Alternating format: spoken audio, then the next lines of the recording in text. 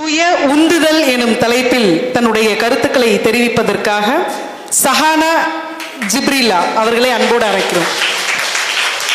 அனைவருக்கும் வணக்கம்.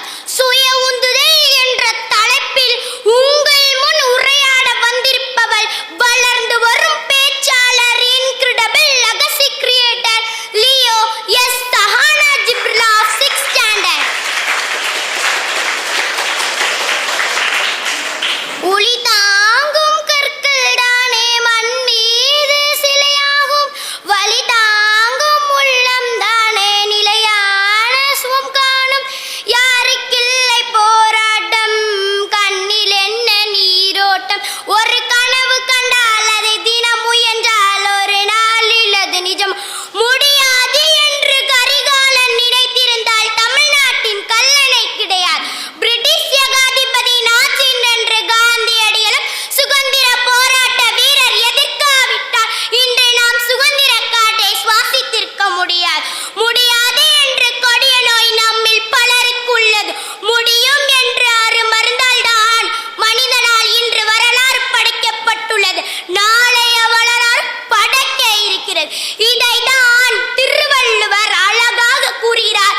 தெய்வத்தான் ஆகாதலை முயற்சி தன்மை வருந்த கூலித்தன். தெய்வத்தால் ஒன்று செய்ய முடியாவிட்டால் முயற்சியின் மூலம் வெற்றியினை பெறலாம்.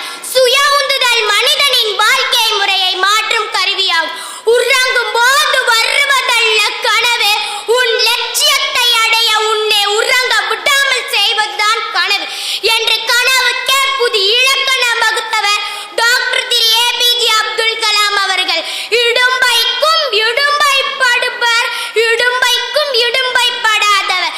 நமது பிறப்பு ஒரு சம்பவமாக இருக்கலாம், ஆனால் ஒரு இறப்பு ஒரு சரித்திரமாக இருக்க வேண்டும்.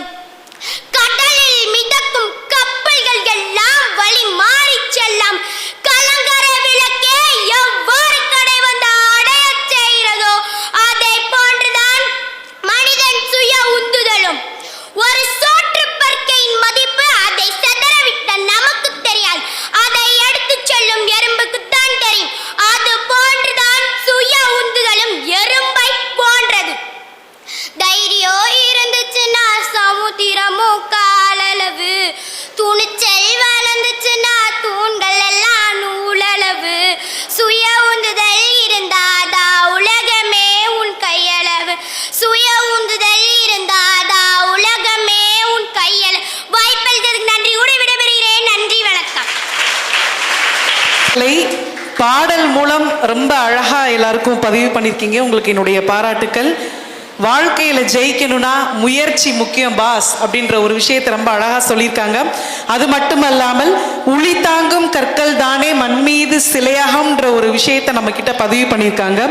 கலங்கரை விளக்கம் எப்படி உயரத்துல இருந்து மற்ற எல்லாருக்கும் வெளிச்சத்தை கொடுக்குதோ அதே போல ஒவ்வொரு மனிதர்களுக்குள்ளும் ஒரு சுய உந்துதல் இருந்தாதான் வாழ்க்கையில் ஜெயிக்க முடியுன்ற விஷயத்தை ரொம்ப அழகா பதிவு பண்ணியிருக்காங்க. உங்களுக்கு என்னுடைய மனம் நிறைந்த பாராட்டுக்கள்.